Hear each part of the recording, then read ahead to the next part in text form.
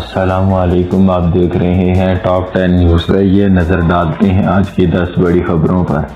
وزیر اعظم شہباز شریف نے معاشی صورتحال پر ہنگامی اجلاس طلب کر لیا۔ اپنے اہم فیصلوں کے لیے وفاقی وزراء اور معاشی ٹیم کو ہدایت جاری کر دی۔ اپوزیشن نے حکومت کے خلاف پارلیمنٹ کے اندر اور باہر احتجاج کا اعلان کر دیا۔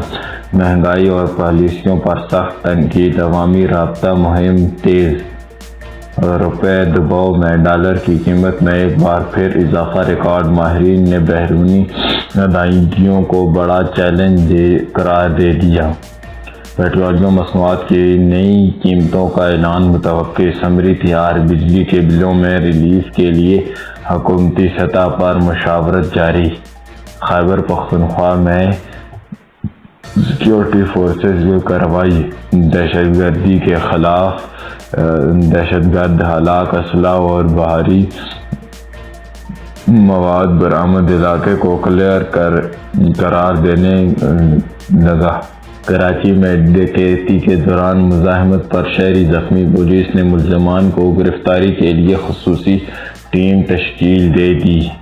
ایران اور مغربی ممالک کے درمیان کشیدگی مزید بڑھ گئی، خطے میں ممکنہ تصادم کے خدشات، عالمی سطح پر تشویش۔ تیل کی قیمتوں میں اضافہ، عالمی مارکیٹ میں غیر یقینی صورتحال، سرمایہ کاروں کے لیے محفوظ سرمایہ کاری کی طرف رجحان بڑھا دیا۔ اسلام آباد اور بالائی علاقوں میں بارش اور ژالہ باری کی پیشن گوئی، محکمہ موسمیات نے محتاط رہنے کی ہدایت جاری کر دی۔ پاکستان کرکٹ ٹیم کی پریکٹس سیشنز میں تیزی، فٹنس پر فوکس۔ نئے کھلاڑیوں کی شمولیت پر سلیکشن کمیٹی اہم اجلاس متوقع۔ مزید تازہ اپ ڈیٹ کے لیے ٹاپ 10 نیوز کو سبسکرائب